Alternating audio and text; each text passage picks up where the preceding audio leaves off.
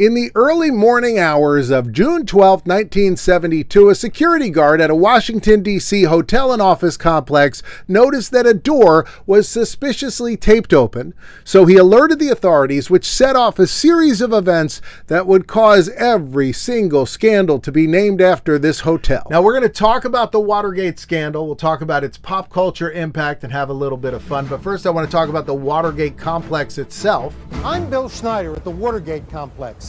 This is a 10-acre development with over 600 residential units. The Watergate hotel, apartment, and office complex consists of 6 buildings, 4 of which, Watergate North, South, East, and West, are all apartment buildings. Then there's the Watergate Hotel, and then the Watergate office building, which is where the actual burglary took place. Built between 1963 and 1971, the Watergate office complex was considered to be one of the most desirable places for rich and fancy senator and political types to live. Famous residents of the Watergate apartment complex included Placido Domingo, Ben Stein, Bob Dole, Monica Lewinsky, Ruth Bader Ginsburg, and Elizabeth Taylor during her marriage to John Warner. These are very nice apartments in a very choice location. This is a Watergate salad. It is made out of 2 of Kraft's products, which is why Kraft came up with the recipe. It has Cool Whip in it and Jell-O. Now, Kraft originally called this recipe Pistachio Pineapple Delight, but a columnist for a Chicago newspaper renamed it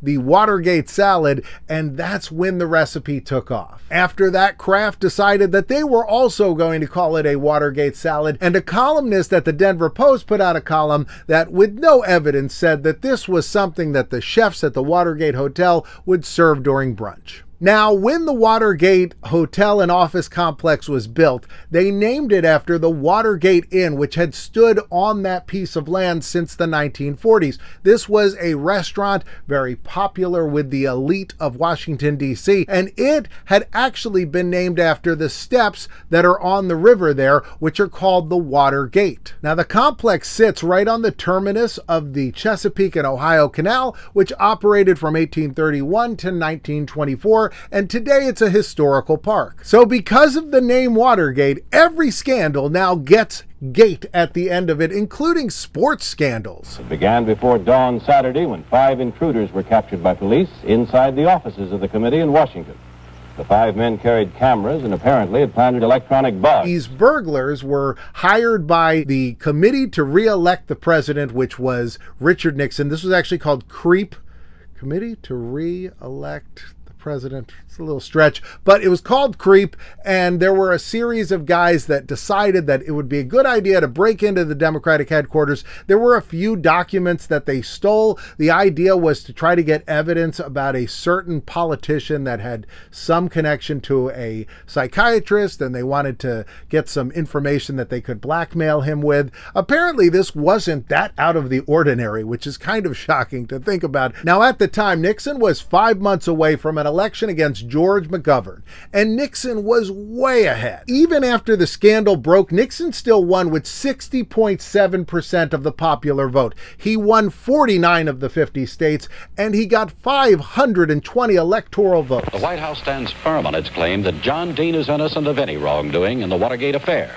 New Secretary Ronald Ziegler placed the president's personal prestige behind Dean's defense. So the media, and in particular 2 reporters, Woodward and Bernstein, uncovered a pattern of spying by the Nixon campaign. Now, there were a few other locations that were integral to the Watergate scandal. There was room 214 in the Watergate Hotel. This is where G. Gordon Liddy and E. Howard Hunt were stationed during the actual robbery. They had walkie-talkies, and they were talking directly to the burglars. Today, you can rent that room, and it's called the Scandal Suite. And look at this. This is the room card, and you can see it says you don't have to break in, and then the pen says stolen from the Watergate Hotel. I think I got to book the room and stay there sometime. I think I got to do it. I'm going to bring you guys along. Now, you see that smaller building there? That was the Howard Johnsons, and the burglars also booked 2 rooms in the Howard Johnsons. I believe today this is owned by George Washington University. They got these rooms, and they were looking over at the Watergate building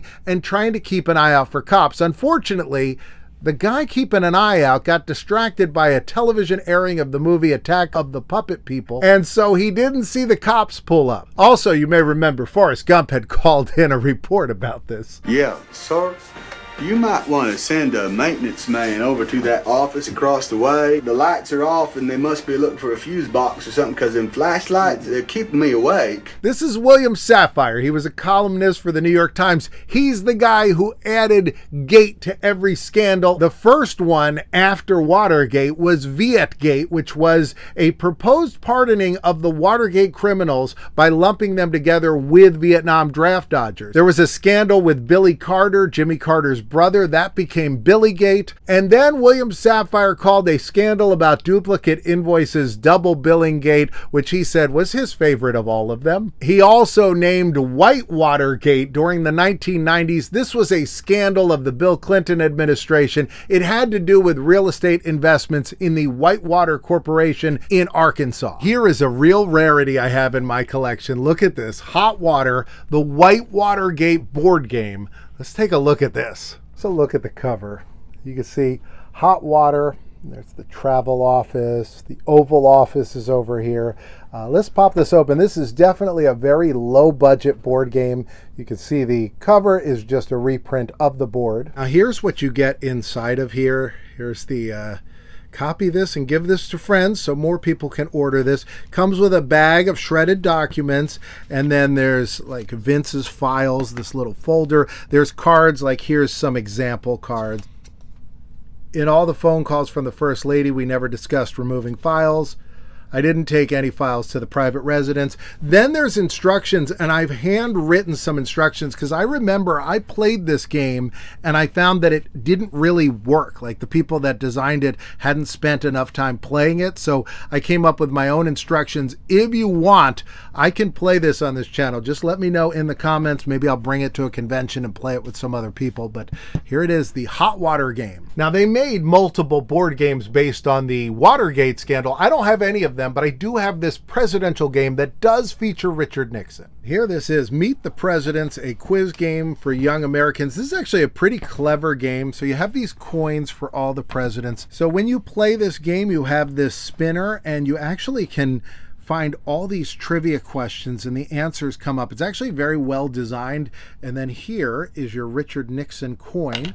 And there's Richard Nixon because he was the most recent president when this version of the game was released. Here's a bit of trivia for you. When Walt Disney World opened, Richard Nixon was the president of the United States. He had a long history of friendship with Walt Disney, the man. So anytime anybody tells you that the Hall of President is too contentious today, just remember, Richard Nixon was president when it opened. It lasted through the whole Watergate scandal. I mentioned the Watergate board games. Here's one of them. This is a card game called the Watergate Scandal Game. Lie, cheat, and steal. The game of political power. It doesn't reference Watergate directly, but it clearly was implying that. This came out in 1976. There was a game that came out before the scandal called Can You Beat Nixon, which was all about how to run a campaign to try to beat him. Here's some of the novelties that came out after the scandal. This is the Watergate cookbook, which has a goose on the front and it tells you how to cook your own goose. That was a cookbook and coloring book. This was just a coloring book. You could see Nixon. He's got egg on his face. Here's some of the different Watergate pins you could get. This one is based on a song. Let's take a listen to this song.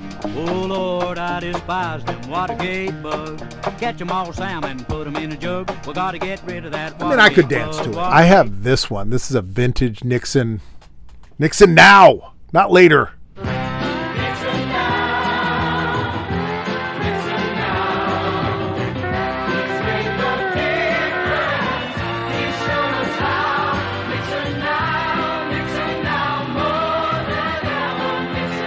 Here's some Watergate rolling papers.